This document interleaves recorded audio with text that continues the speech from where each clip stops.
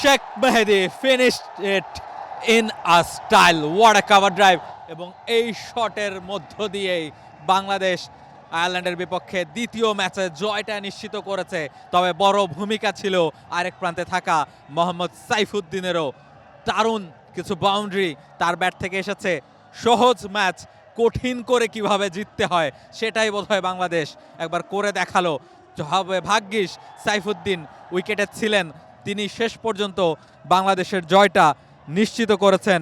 না হলে পারভেজ হোসেন ইমন কিংবা লিটন দাসের দারুণ ইনিংসের পরও ম্যাচ কঠিন করেই ফেলেছিল সাইফ হাসান, তাওহিদ হৃদয় কিংবা নুরুল হাসান সোহানরা ফিরে গিয়ে। এরপর মোহাম্মদ সাইফুদ্দিন মাত্র 7 বল থেকে করেছেন 17টা রান, ব্যাটিং করেছেন 242.85 স্ট্রাইক রেটে। শেখ মেহেদীও নিজের কাজটা করেছেন ঠিকঠাক, শেষমেশ জয়সূচক রানটা এসেছে তার ব্যাট থেকেই।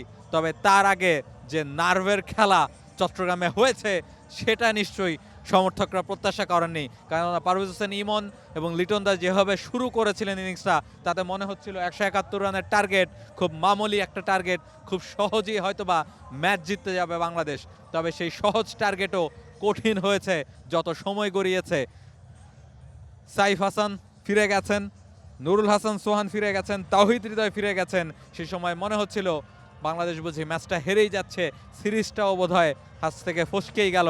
তবে শেষ পর্যন্ত তা হয়নি।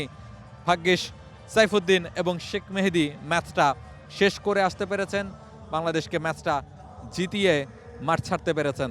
দারুণ একটা জয় দিয়ে সিরিজের দ্বিতীয় ম্যাচটা শেষ করলো বাংলাদেশ এবং সিরিজে সমতায় এসেছে বাংলাদেশ।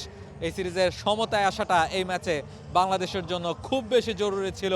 প্রথম ম্যাচটা বাংলাদেশকে হারতে হয়েছে, সেকেন্ড ম্যাচে বাংলাদেশ সিরিজে ফিরেছে।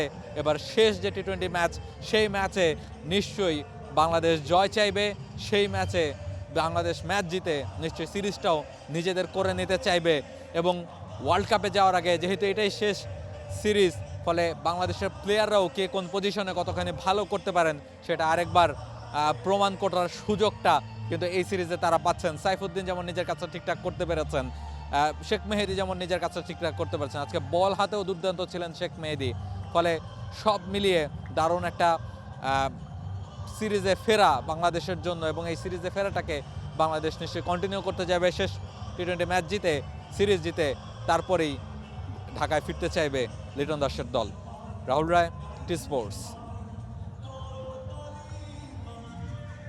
For more updates, subscribe to our YouTube channel and click on the bell icon. Follow us on Facebook and Instagram. Download T-Sports app to enjoy exciting games and highlights. Visit tsports.com.